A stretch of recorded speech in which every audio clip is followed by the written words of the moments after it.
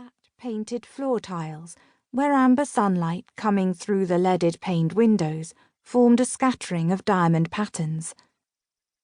She opened the heavily carved doors of a cabinet and took out a birchwood box, a gift from a merchant who wanted favour with the lady wife of the Earl of Gloucester.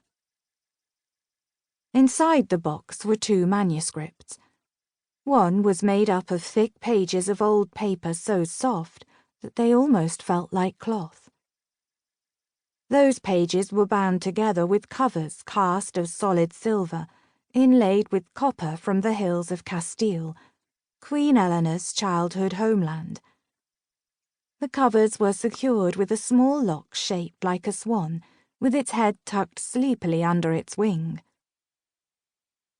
The other manuscript was plain.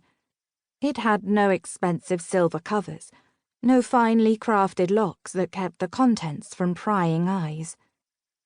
Its covers were made from a soft brown leather and tied together with rough laces of rawhide. Sophia took out the ornate manuscript. A moment later, with the twist of a small iron key on a chain around her neck, the silver cover was unlocked.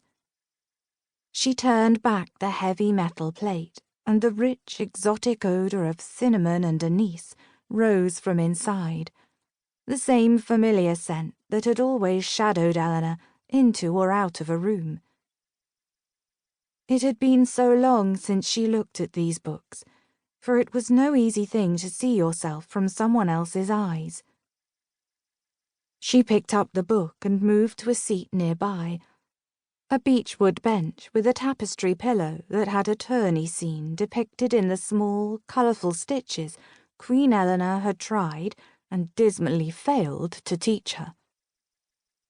She set the book in her lap and again flipped open the covers, skimming through a few pages until she found a page marked with a pressed rose. At the top of the page, gilt letters formed her name, ornately inscribed and pigmented with colour the shade of the rich wine Eleanor had loved. Then Sophia began to read. Sophia. Since the age of 4, Lady Howard has been ward to my husband, Edward Plantagenet, her cousin, who is the King of England. Sophia was a lovely child, cherubic and striking, but wilful and full of mischief. As each year passed, she grew lovelier and more stubborn. By the age of 2 and 10, one glimpse of her fair face would cause grown men to stop and stare open-mouthed, for her black hair had grown thick and long, her skin was like snow in the meadows. But it was her eyes, those light purple eyes, that make you look at her and think there could be nothing lovelier. She is tall in stature, so all are aware that she is in a room as surely as if she were the king himself. Brave lords and knights who have caught only mere glimpses of Sophia's profile in my carriage claim they must have her to wife.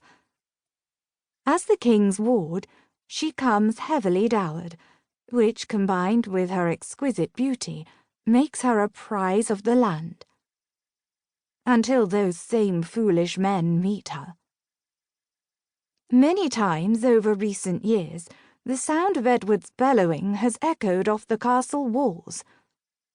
She has burned my brain with her foolery, and now no hair will grow from my head that is not white. Once my Edward called in Italian physicians to examine him. He claimed that his brain was boiling, and the next hairs on his head would grow in the colour of the flames of hell.